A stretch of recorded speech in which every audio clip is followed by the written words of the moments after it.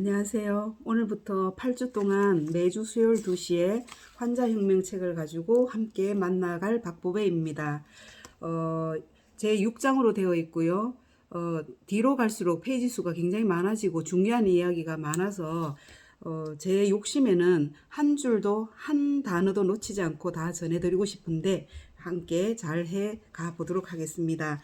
1장 현대의학의 진단 15페이지로 가고요.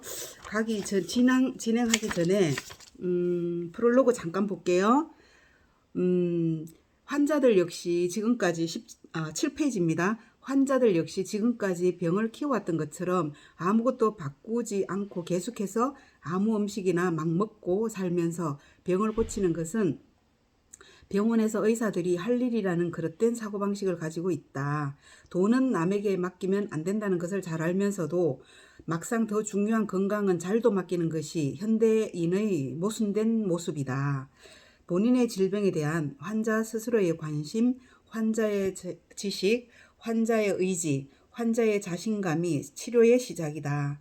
환자가 주체가 되어 중심에 서지 않으면 그 어떤 병도 고칠 수가 없다. 의사들은 그저 관리만 해줄 뿐이다. 남에게 맡길 것인가? 스스로 책임질 것인가? 질문이 들어옵니다. 현대의학의 참담한 성적표. 미국에서 하루에 의료과실로 죽는 사람이 몇 명이나 될까? 15페이지예요. 무려 700명이 넘는다. 하루에 전보 여객기 2대씩 추락하는 꼴이다. 굉장하죠? 내용을 살펴보면 더 놀랍다. 미국의 의사협회지가 발표한 연간 의료과실 사망자 25만 명의 사망 원인을 분석해보면 의약품의 부정적 효과가 10만 6천 명 가장 많았고 병원 내 감염이 8만 명, 약 처방 외에 의료진의 실수 2만 명, 불필요한 수술 1만 2천 명, 병원 내 약 처방 실수 7천 명 순이다. 의약품의 부정적 효과란 무엇을 의미할까? 의료진의 실수가 아니라는 뜻이다. 올바르게 처방된 약이었으나 환자가 이를 복용하고 약물 부작용으로 사망한 것을 의미한다. 약 처방을 할 때 약사한테 받죠. 처방은 의사가 처방을 하지만 처방전을 그러면 약사가 조절하는 이유가 뭔가요? 그 약에 대한 부작용을 충분히 설명을 하고 그래서 환자들이 스스로 이 약을 본인이 최종적으로 먹는 것은 환자 본인이잖아요. 그래서 복용을 했어요. 근데 부작용에 대해서는 어느 누구도 책임을 질 수가 없는 거예요. 설사 그날 밤에 약을 먹고 죽더라도 말이죠. 여기에 우리는 무엇을 할 수 있을까? 죽는 것의 최종 책임자는 누구인가? 약을 먹었다? 오래오래 먹었다? 끝. 마이클 잭슨의 이야기도 우리는 충분히 충격을 먹었죠. 그 잘못이 누구한테 있었나요? 한 알 먹으니 잠이 안 와, 두 알 먹으니 잠이 안 와, 세 알 먹으니 잠이 안 와. 처음에는 한 알 먹고 잤고 두 알 먹고 잤고 잤겠죠.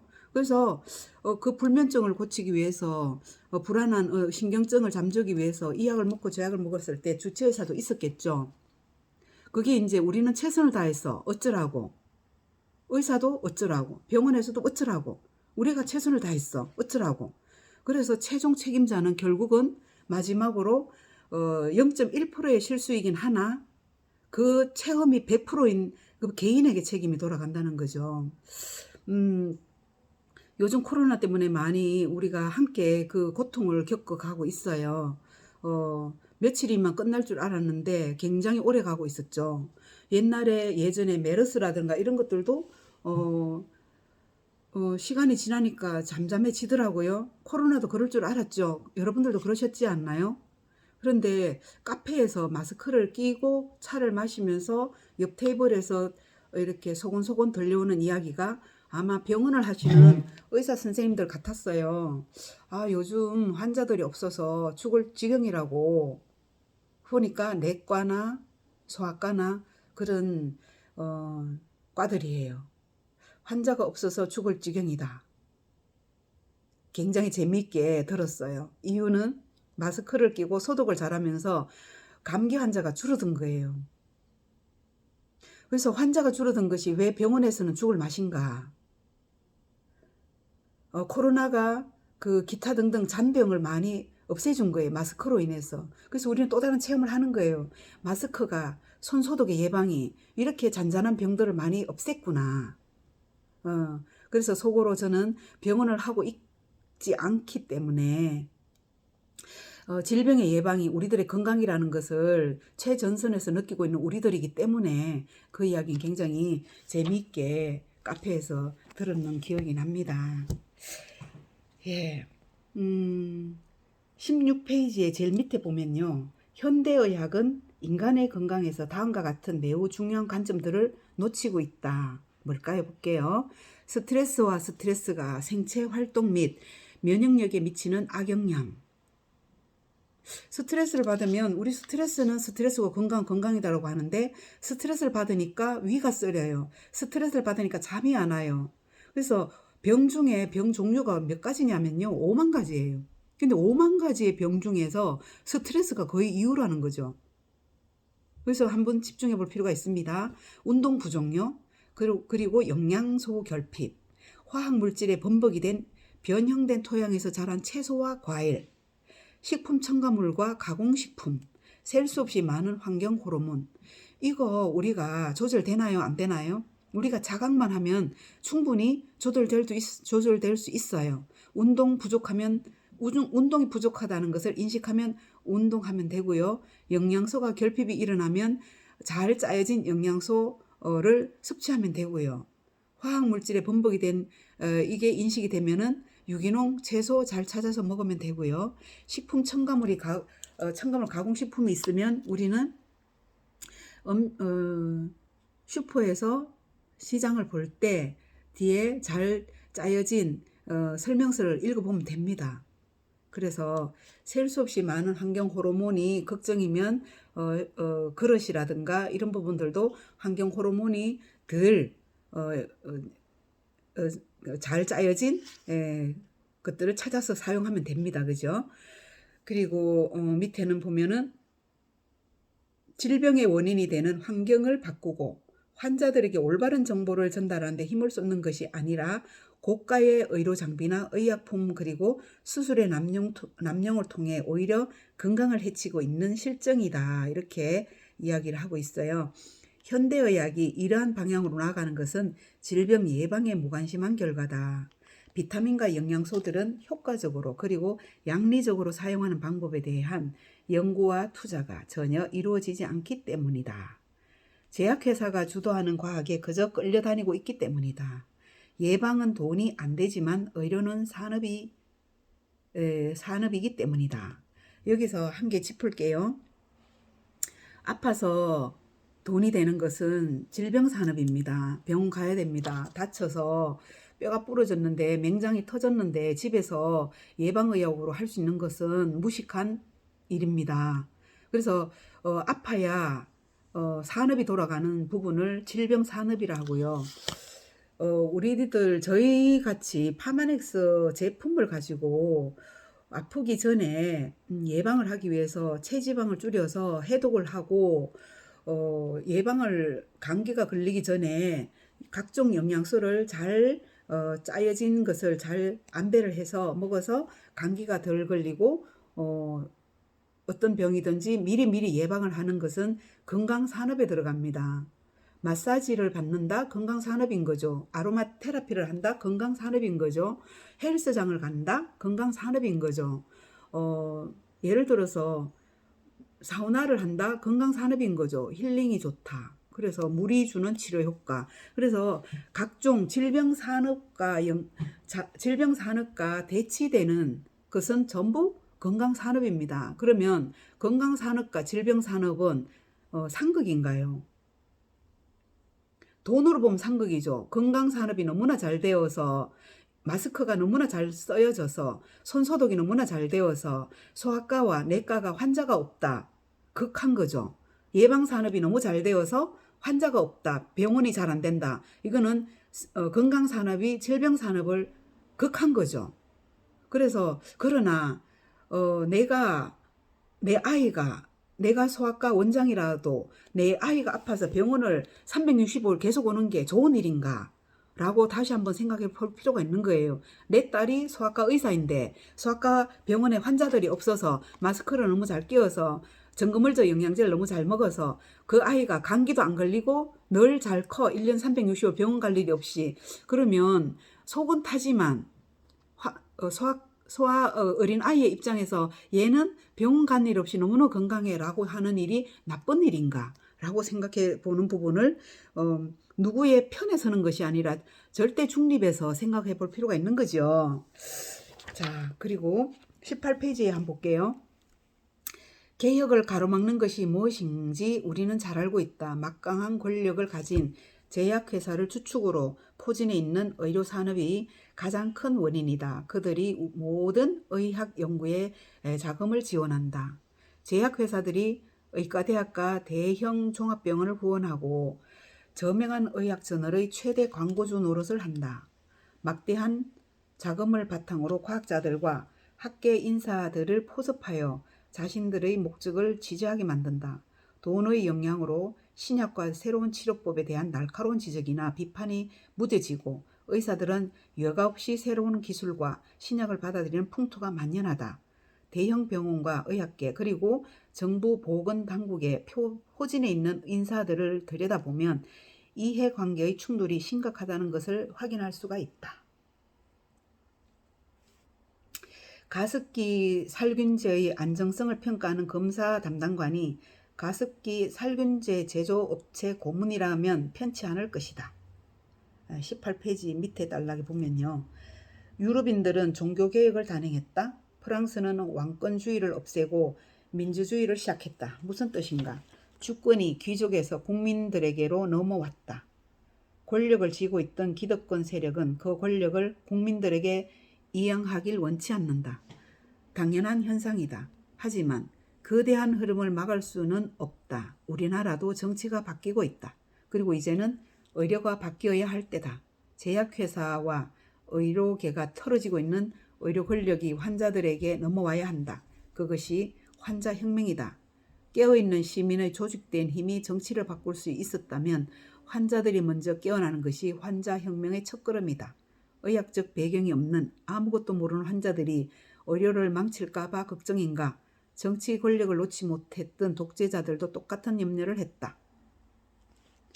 네, 밑에 보시면요. 환자는 하지만 열쇠는 환자들이 쥐고 있다. 환자들이 관심이 없다면 변화는 일어나지 않을 것이다. 우리 정치가 오랜 세월 무관심으로 인해 구태를 답보해 왔듯이 환자는 소비자이고 변화는 소비자만이 이끌어낼 수 있기 때문이다. 자, 굉장히 강력하게 이야기를 하고 있어요. 환자 여러분, 소비자 여러분 어떻게 하실 겁니까? 병원에서 하는 대로. 그래서 우리가 할 수 있는 것은 일단 한번 의심해 보자는 거죠. 이 약을 안 먹으면 어떻게 될까? 고혈압약을 드셔야 돼요. 당뇨약을 드셔야 합니다. 그런데 한 3개월만 내가 최선을 다해보고 3개월 후에 먹으면 어떻게 될까? 지금 바로 처방받은 약을 먹는 것이 최선일까? 안 먹는 방법은 없을까? 유기농이나 건강식품이나 운동이나 최선을 다해본 후에 3개월 후에 먹으면 어떻게 될까? 의심을 한번 해보자는 거예요. 예, 20페이지에 제약회사, 현대의학의 가장 큰 비극. 현대의학의 가장 큰 비극은 제약회사가 의료계를 장악했다는 데 있다. 이 부분을 들어가기 전에 책 한 권을 소개할게요. 암의 진실이라는 책이에요. 다 읽을 필요는 없지만 암의 진실 책에 어떤 게 나오냐면 철강왕 카네기와 서교왕 록펠러와 그 교육계에 지식이 많으나 자본력이 없는 교육계에 탁월한 분 세 분이 합쳐서 만들어요. 제약회사를. 거대 자본으로 제약회사를 만듭니다. 이 제약회사가 어떤 일을 하느냐. 그 의과대학을 후원하기 시작해요. 컴퓨터 사줄게, 강의장 지어줄게, 이렇게 엄청나게. 그러면 대학교 입장에서는 굉장히 좋은 일이죠. 그래서 후원을 하면 할수록, 편리하면 할수록 제약회사의 하수인이 되어 가는 거죠. 의과대학이요. 예, 그 부분을 참고해서 한번 보겠습니다. 제약회사의 첫 번째 목표는 매출 증대와 이윤의 극대화이다. 동의하시나요? 그 외에 다른 목표는 없다. 질병을 정복한다거나 건강한 세상을 만드는 것과 같은 고결한 목표를 갖고 있지 않다는 것이다. 매출을 올려 회사의 주가를 띄울 수만 있다면 그걸로 족하다. 결코 환자들을 섬기지 않고 주주들의 이익을 대변한다. 거대 다국적 제약회사의 홈페이지에 들어가 보면 그대로 적혀 있다. 회사의 비전과 목표가 그렇다고 당당하게 명시되어 있다. 기업이기 때문에 그렇다. 숨김없이 당당하게 적어 놓았건만 환자들과 의사들만 모르는 듯하다. 이렇게 보면 의사들도 피해자인 거예요. 정말로 착하게 공부해서 의대에 들어가서 10년 동안 의대 공부해서 이제 환자를 만나려고 하는데 그동안 큰아버지처럼 정말로 큰 거대 자본으로 대학교를 후원해 왔던 제약회사에 이제 제약회사가 이제서야 이제 본성을 드러낼 때가 된 거죠. 그 내가 키운 의사가 현장에 나가서 내가 만든 약을 환자들한테 처방하는 그날이 오늘이 온 거예요. 네, 21페이지에 21페이지에 중간에 보시면 전직 헤지펀드 매니저먼트였던 마틴 슈크멜라는 튜링이라는 벤처 제약회사를 설립하고 에이즈 치료제로 쓰이던 다라프림 판권을 사들인 뒤 한 알에 13.5달러이던 약값을 하루 만에 736달러로 올려버렸다. 환자 입장에서는 하루아침에 약값이 55배나 상승한 것이다. 이 때문에 환자들은 생명 유지를 위해 연간 10만 달러에 달하는 약값을 지불해야 하는 상황이 벌어진 것이다. 비난 여론이 거세지면서 마틴 슈크렐리는 의회 청문회까지 불려가는 신세가 되었지만 이는 그만의 문제가 아니었다. 2013년 10월 천식치료제 알부테롤 2mg 100정 한 병의 가격은 11달러였으나 2014년 4월부터 443달러로 급등했다. 이는 4000%에 달하는 가격 상승이다. 간질, 편두통, 치료제 디팔프로렉스 ER의 경우 2013년 10월 80정 31달러였던 것이 2014년 4월 234달러로 상승했다. 736% 성장가. 그 밖에 항생제 독시사이클린은 6.3센트에서 3.36달러로 5,300%로 항고혈압제 캡토프릴은 1.4센트에서 39.9센트, 항우울제 클로미프라민은 22센트에서 8.32달러로 증가하였다. 콜레스테롤 억제제인 프라바스타딘은 2013년 10월 2014년 4월까지 가격 상승률 573% 기록하면서 미국 소비자들에게 연간 59달러의 비용 부담을 안겼다. 누군가 돈을 벌기 위해 전 국민의 부담이 상승한 것이지 다른 이유나 설명은 없다. 항암치료제 트레티노닌의 1개월치 40캡슐 비용은 1,100달러다. 이 약에 포함된 유효 성분의 원가는 80센트에 불과하다. 이쯤 되면 사기가 아닌가. 제약회사들은 의약품 가격이 비싼 이유를 연구개발 비용이라 하고 항변하지만 40년 전 출시된 항암제도 여전히 가격이 높다. 병의 위중에 따라 약값이 책정된다고 보는 것이 맞다. 지푸라기라도 잡고 싶은 암 환자에게 부르는 게 값이다. 이 부분 우리 같이 한번 볼까요? 40년 전에 약의 연구는 끝났습니다. 근데 어떤 이유로 이렇게나 많이 80센트 하던 것을 1,100달러로 올리는 이유가 너무나 이상하지 않습니까? 연구는 80센트에 끝났다니까요. 약값을 말하자면 우리 대구말로 뽕 뺐다니까요. 그런데도 1,100달러를 받아야 되는 이유가 무엇인가요? 이거를 안 먹으면 죽기 때문에. 그 목숨이 지푸라기에 달려있는 그 사람들 입장에서는 80센트든 1,100달러든 살 수만 있다면 먹게 된다니까요. 그래서 목숨값이 돈값이다.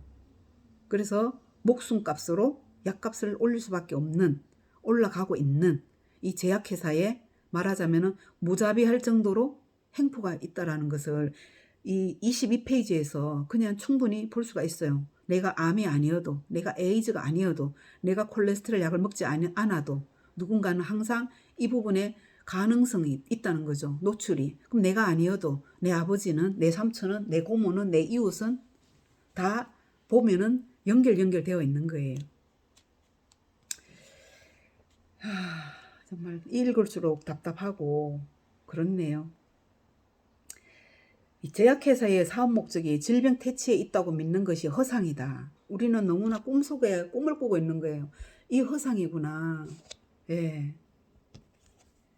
그래서 착한 오바마가 대통령을 했을 때 우리나라처럼 대한민국처럼 의료보험 제도를 보장을 해보려고 했었어요. 그래서 그것을 오바마 케어라고 했는데 웬걸 오바마 케어가 성공하기를 바라지 않는 거죠. 거대 자본들은.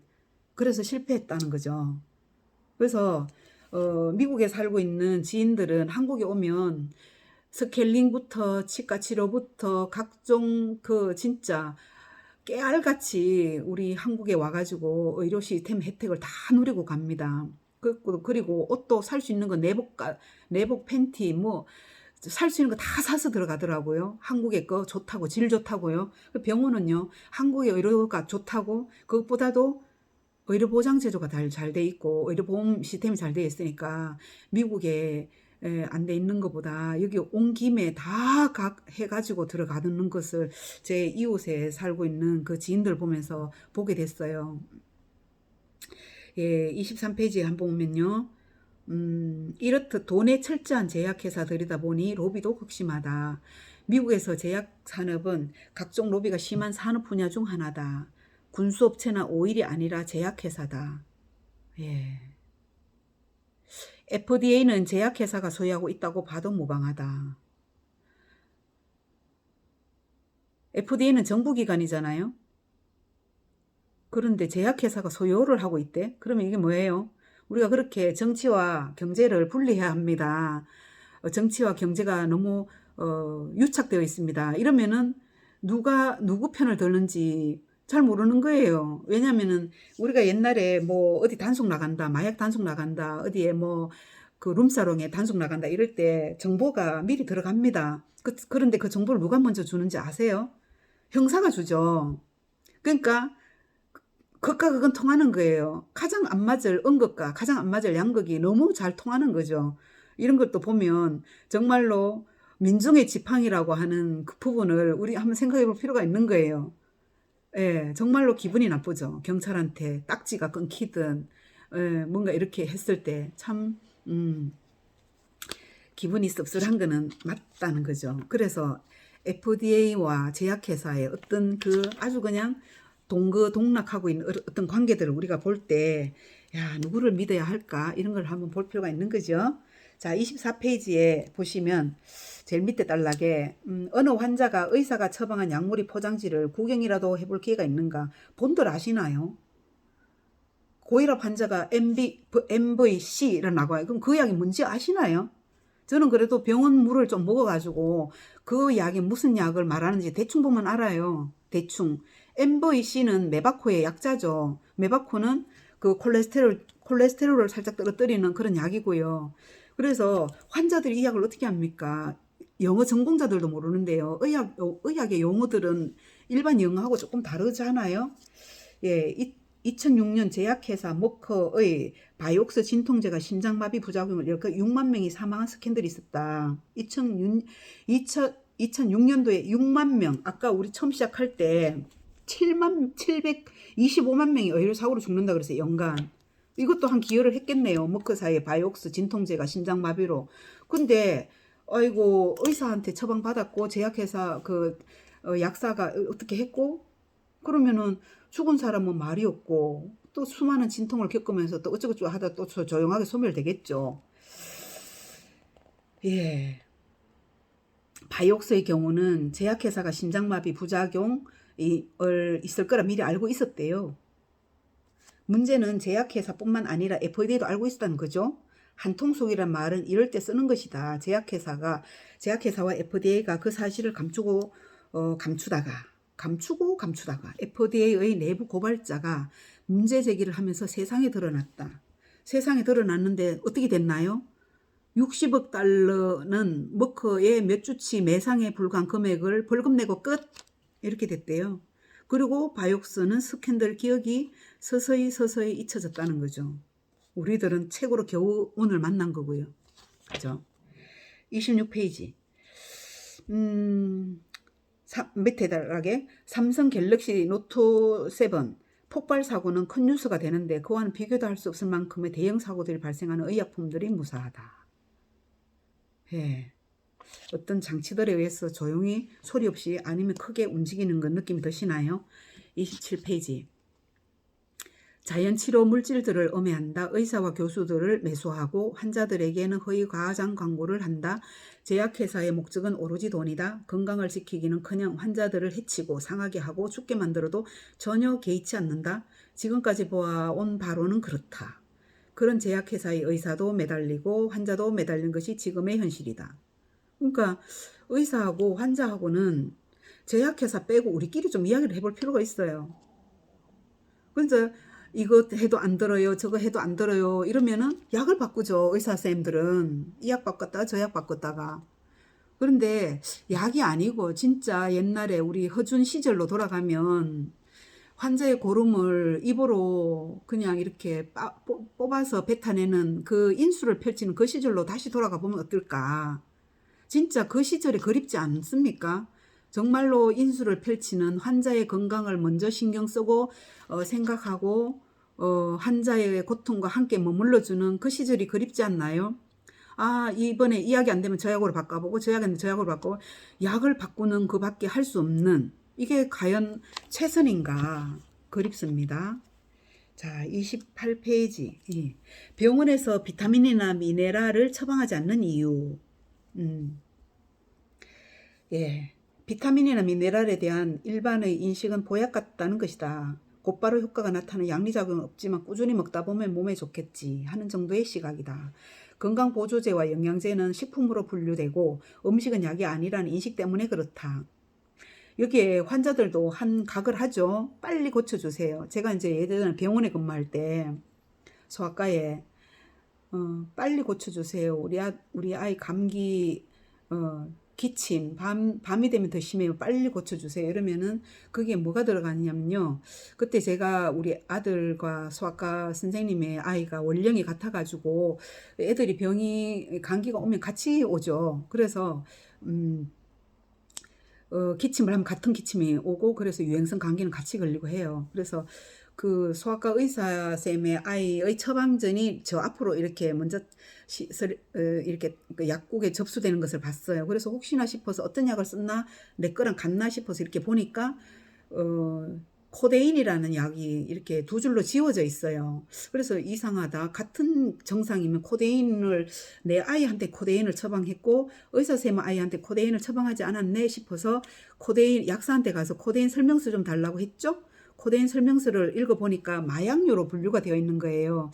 그래서 물론 미량의 코데인이겠지만 내 아이한테는 코데인을 주고 의사쌤 아이한테는 코데인을 뺏는 것에 대해서 굉장히 제가 의아해했죠. 그래서 내 아이의 처방에도 코데인을 지웠어요. 제가 왠지. 그래서 그냥 코프 시럽 이렇게 까만 약 코프 시럽에다가 이것저것 이제 처방을 받아서 왔는데 오랫동안 저는 그게 경험으로 기억이 되어 있어요.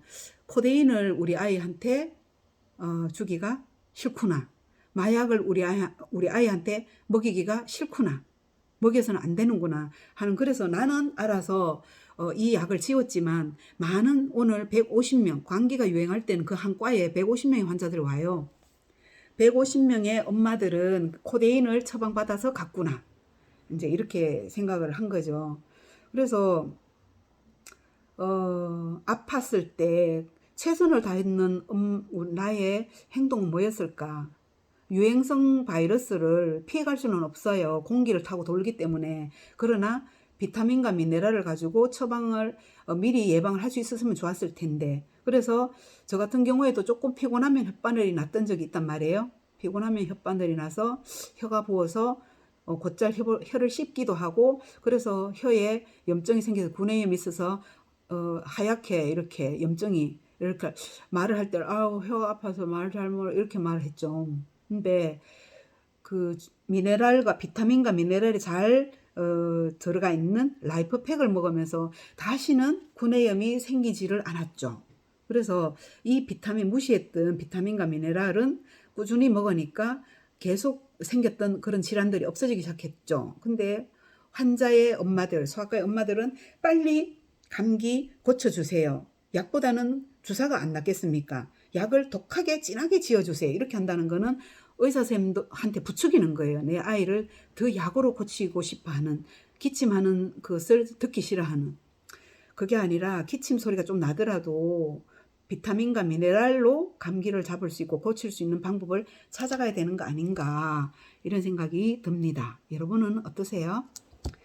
하지만 우리의 생명을 유지하는 것도 음식이고 병을 일으키는 것도 음식이며 병을 고치는 것도 오로지 음식을 통해서만 가능하다. 비타민이나 미네랄의 효능은 때론 막강하다. 예를 들어 마그네슘을 응급실에서 사용한다. 심장 박동이 불규칙하고 혈압이 높은 환자에게 마그네슘을 주사하면 혈압과 박동이 정상화된다. 응급약이 것이다.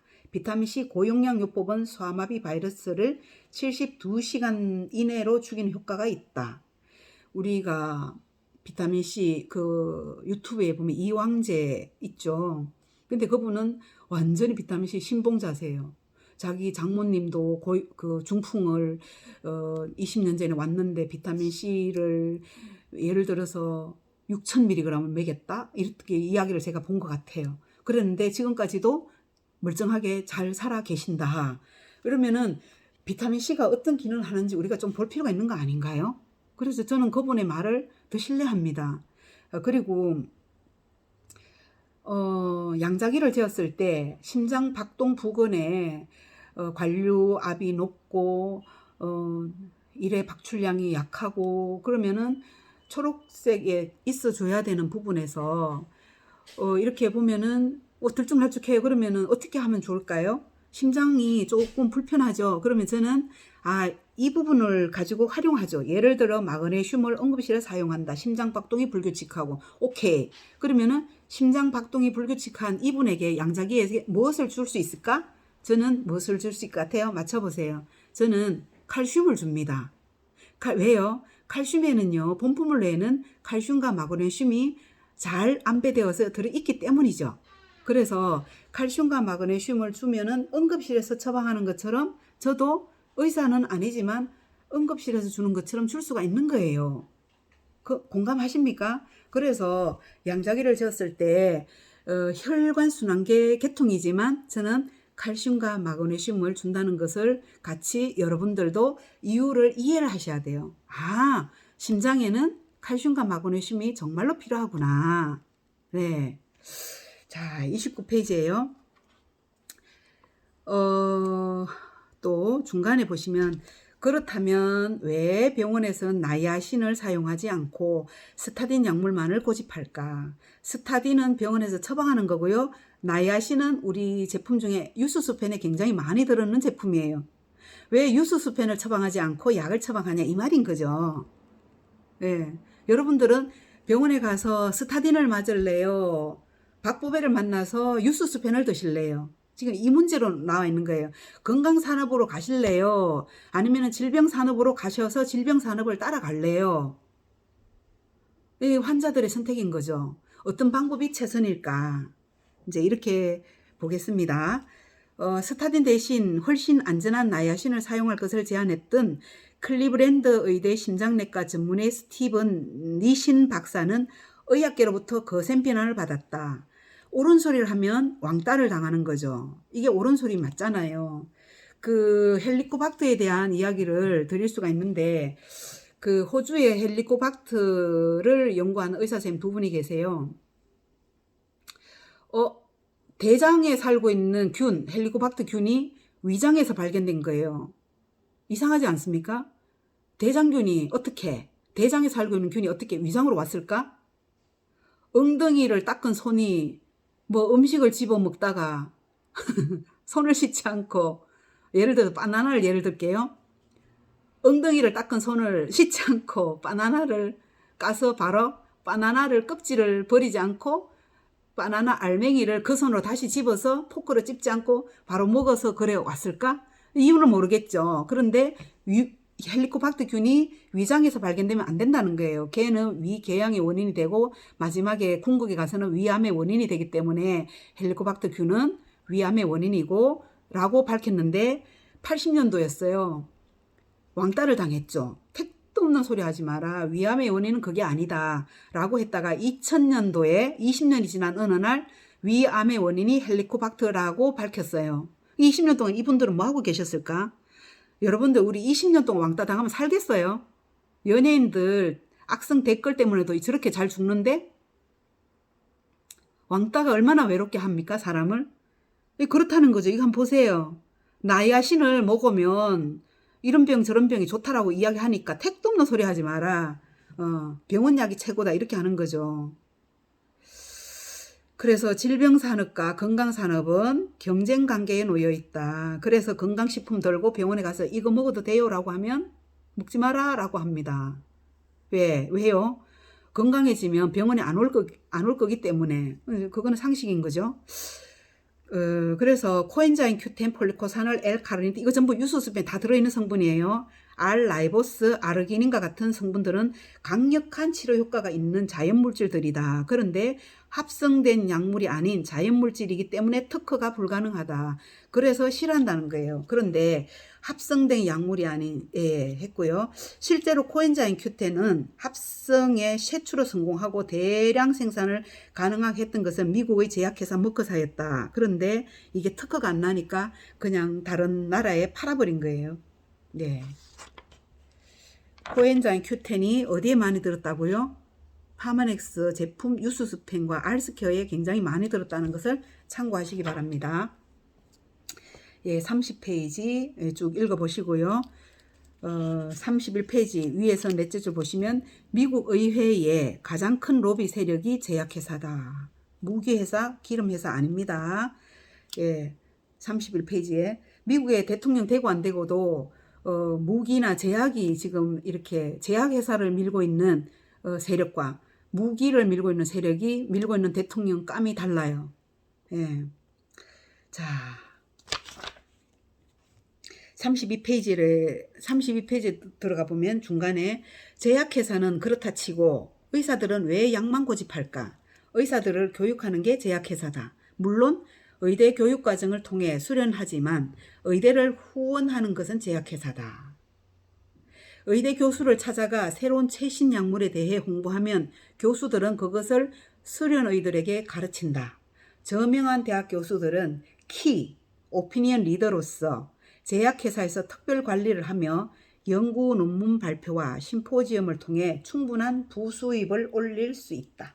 제약회사 주도의 비즈니스 모델이 아니고서는 고가의 의료 장비로 가득 찬 화려한 대학병원을 설립하고 유지할 수 없다. 현재의 암 산업이 계속 유지되지 않는다면 모든 대학병원들이 문을 닫을 수밖에 없다. 현대의학은 대정요법을 대표한다. 예. 그래서 우리가 할 수 있는 것은 인정하는 수밖에 없는 것 같아요. 제약회사를 인정하고 의대를 인정하고 그들과 동거 등록하는 그런 시스템을 인정하고 그러나 우리가 그 큰 거대 자본 세력을 우리가 이길 수는 없다. 그러면은 우리는 무엇을 해야 하나? 작게 소리 없이 내가 할 수 있는 것을 공부를 하면서 음식을 바꿔가면서 기능식품을 좋은 기능식품을 찾아가면서 코로나를 잘 대적해서 이겨나가면서 내 가족과 나의 건강을 책임지면서 하는 수밖에 없을 거라고 생각을 해요. 손 놓고 있었다면 손만 놓고 기다릴 문제가 아니라는 거죠. 그래서 자연인들이 요즘 TV에 많이 나오죠. 죽을 병이 걸렸고 우울증이 걸렸고 심한 상처를 받았던 사람이 자연과 함께 풀뿌리를 캐 먹으면서 잘 살아나가고 있는 문명시대가 주는 혜택을 거부하고 그것에서 나름대로 자기의 모습을 잘 갖고 가면서 살고 있는 분들 보면 어쩌면 왜 많은 남편들이 남자들이 그 자연인을 그렇게 보고 있을까? 대리만족 아닐까요? 우리 여자들의 대리만족이 또 따로 있듯이 남자분들이 자연인으로 많이 가 있지 않습니까? 그래서 그런 부분들을 보면서 환자혁명이 우리에게 시사하는 바, 조한경 의사 선생님께서 우리들한테 하고 싶었던 이야기를 잘 이런 뜻으로 말을 했구나라고 이해하면서 참 고맙다, 고맙구나. 예, 그래서 내가 할 수 있는 최선을 다하자. 그래서 오늘 수요일 2시 환자혁명을 가지고 하는 함께 하는 이 시간이 그런 시간이 아닌가 생각을 합니다. 여러분들 어떠셨어요? 주도권이 병원에 가 있던 주도권이 우리 개인에게 넘어와야 되겠다 하는 거에 공감을 하시나요? 공감을 하시면 다음 주를 기대해 주세요. 오늘은 어쩔 수 없는 상황에 제가 영상으로 대신하지만 충분히 여러분과 눈 맞추면서 동시에 소통하는 장이 되었으면 더 좋았겠지만 양해해 주시고요. 다음 주 수요일 2시에 뵙도록 하겠습니다. 들어주셔서 감사합니다. 고맙습니다.